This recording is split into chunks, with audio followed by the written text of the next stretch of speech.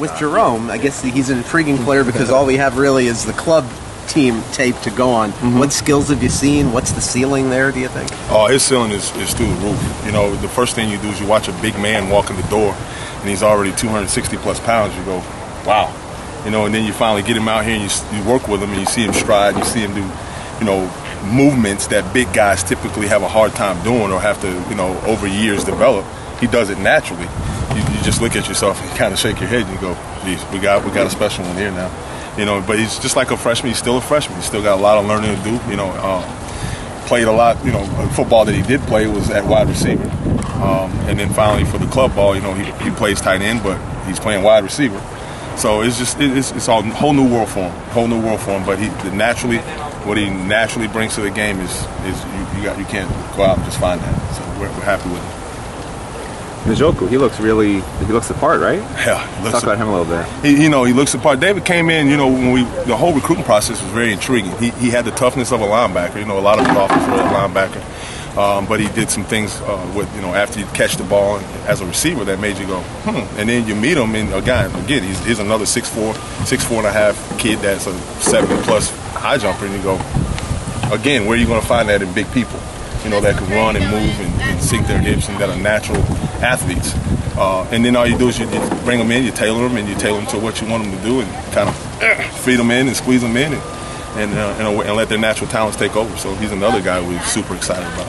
And with Clive gone, you'd expect sort of a step down at any program, but I mean, do you sort of think the group can sort of keep the production the way it was last year? Oh, absolutely. You know, and then that's what you hope to build as you continue to build it. You know, you want them all to be that way. One rows in, one rows out. One rows in, one rows out. That's why you go out and recruit, and that's why you coach your tail off, and that's why you put in the hours you do. It's about development. And hopefully, you know, once you give those guys a strong foundation that, you know, all of them, what naturally they're given, will be able to come through once they're taught and how to do things. So hopefully that's just a pipeline type of deal. You want to keep going and flowing here at this position at this university. What's the skill set with Chris Herndon that you all like?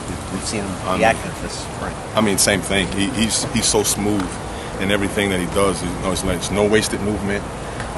Again, he's another kid. He comes in. He's 240 pounds when he first gets here.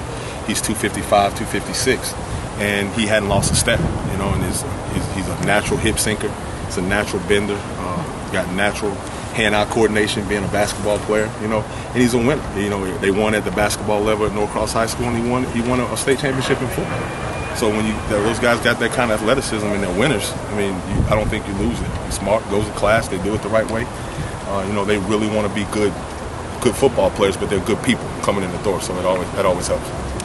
Have you seen a change in Stan's attitude, just kind of, you know, knowing that of the group, he has the most experience? Yeah, Stan's, you know, we call him like the dump truck. He's rugged tough. You know, Stan is he's tough mentally, he's tough physically, he's going to endure, he welcomes competition. He loves that, and every time it gets more competitive, you actually see his juices get going. When he gets going, his toughness takes over, and it's just like, well, yeah, that's a little bit different, you know.